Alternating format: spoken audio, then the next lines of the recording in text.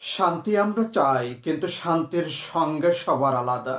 আমরা বলি আমার শান্তি, কিন্তু পৃথিবী চায় আমাদের শান্তি। যেখানে আমি বড় হয়ে যাই, সেখানে আমরা ছোট হয়ে যাই, আর সেখানেই জন্ম নেয় অশান্তি। ইতিহাস বলে যুদ্ধের শুরুতে সব পক্ষই নিজেদের ন্যায়ের পক্ষে দাঁড়ায়। কেউই নিজেকে অশান্তির কারিগর ভাবে না।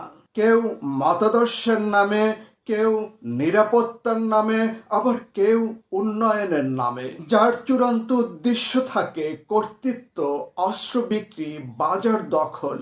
শেষে আগুন একই থাকে, শুধু জ্বালানির নাম বদলে যায়। আবার কখনো কখনো অনেক শাসক গোষ্ঠী ক্ষমতা টিকিয়ে রাখতে যুদ্ধের দাবানল জ্বালিয়ে রাখে।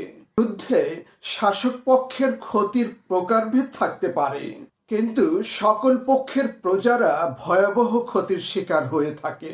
বৈজ্ঞানিক দৃষ্টিভঙ্গি বলছে আমরা নিজের দলকে সঠিক ভাবতে স্বাভাবিকভাবেই প্রবণ। এই প্রবণতা টিকে থাকার জন্য দরকার ছিল, কিন্তু আজ তা বিভেদের আগুনে ঘি ঢালে। শান্তি প্রতিষ্ঠার নামে অশান্তির চক্রটা এমন, প্রথমে বলা হয় ওরা ভুল, তারপর বলা হয় ওদের ঠিক করতে হবে, শেষে বলা হয় আমরাই শান্তির দূত, আসলে তারাই অশান্তির দৈত্য। এই পৃথিবীতে অনেক যুদ্ধ শুরু হয়েছে শান্তির প্রতিশ্রুতি দিয়ে, আর শেষ হয়েছে শোকের মিছিল দিয়ে। মানুষ বলে শান্তির জন্য লড়ছি, লড়াই বাড়ে, ক্ষতি বাড়ে।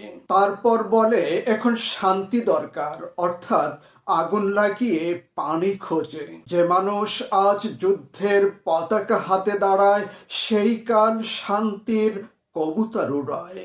কারণ মানুষ বদলায়, অভিজ্ঞতা শেখায়, কিন্তু ততক্ষণে পৃথিবীর অনেক বড় ক্ষতি হয়ে যায়।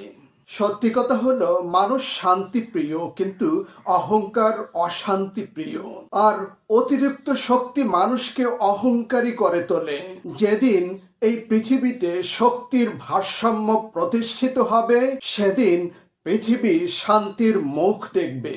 কারণ অতিরিক্ত শক্তি জন্ম দেয় আধিপত্য, আর ভারসাম্য শেখায় সহাবস্থান।